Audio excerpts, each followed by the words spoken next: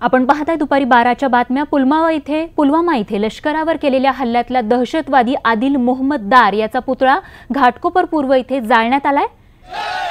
घाटकोपर वासियांनी नीलयोग चौकात अशा प्रकारे पाकिस्तान विरोधात घोषणाबाजी करत हा पुतळा या ठिकाणी जाळला आणि अशा पद्धतीच्या संतापजनक भावना देशभरातील नागरिक या ठिकाणी व्यक्त करताना बघायला मिळत आहेत। मुंबईतल्या नागरिकांची ही दृश्य आहेत ज्यांनी पाकिस्तान विरोधी घोषणा देत या घटनेचा निषेध व्यक्त केला।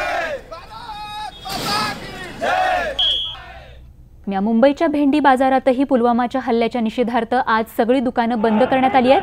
त्याचबरोबर मुस्लिम बांधवांनी हातात तिरंगा घेऊन रॅली काढली आणि पाकिस्तान मुर्दाबादच्या घोषणाही दिल्यात। भेंडी बाजार ते मोहम्मद अली रोड पर्यंतची सगळी दुकानं आज बंद करण्यात आली आहेत।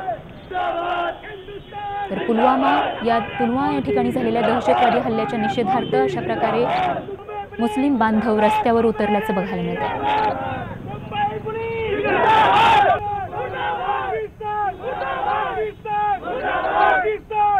Pakistan!